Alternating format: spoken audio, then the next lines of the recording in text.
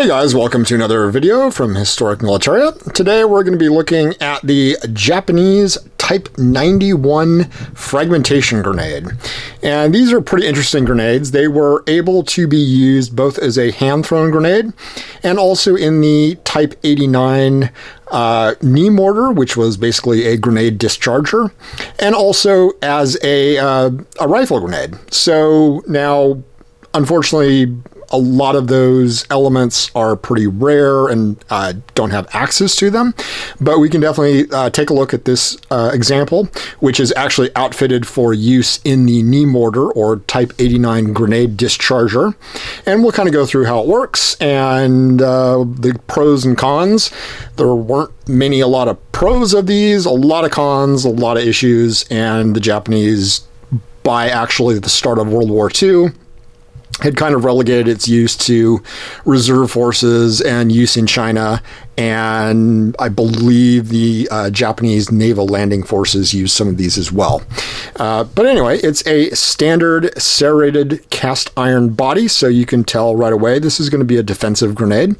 When you have one of these, you're going to want to get rid of it and then take some cover, because it's going to throw these chunks quite a ways and it's going to hurt. It's not going to be a light offensive grenade. Now, to use one of these, all you would do, they're pretty simple to use. You would pull this string, which is attached to this safety pin here, pull that out. Your cap right here, your brass cap, falls off, exposing your fuse. And then you would take the top. Now, unfortunately, I'm not going to go pulling the pin because I don't pull pins on grenades, even though this is an inert example. Then this would fall off. You would then smack the top on any convenient hard surface, which would be your helmet, a boot, a rock, your rifle butt, whatever. And it would start the delay process, which would be a 7 to 8 second delay fuse on one of these, which is a long time for a grenade. And unfortunately, if you threw it too soon, it could come back at you if the enemy picked one up and threw it back. Or if you wanted to hold on to it for a while, you could get rid of it and potentially have a little bit less time for it to come back. The danger was that a lot of Japanese fuses and the fillings of these were pretty unstable and could be fairly hazardous to the user as well. So I can't say that Japanese grenade manufacture before World War II and during World War II was that great. But inside of these, this cap unscrews here, and we'll take a look at the delay train.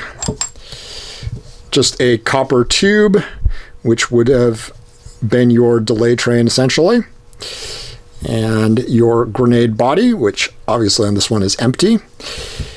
And then, most interestingly enough, to turn this into a grenade discharger round, you've got this on here, which actually screws on and off. So you can unscrew this. If you were just going to use this as a hand grenade, you just unscrew this and you'd have your grenade. Throw it like a standard grenade. When you put this on, it actually acts as I believe it acts as a gas check and will give you a little bit of extra range in flight. So it's just one of those interesting examples of a grenade that kind of did everything for the Japanese military. This was your standard hand grenade, rifle grenade, and also sort of an infantry support weapon from your Type 89, which was a crew-served weapon of, I believe, 3 soldiers would man one of those. And it was a fairly effective little weapon during the war to give Japanese soldiers some extra firepower.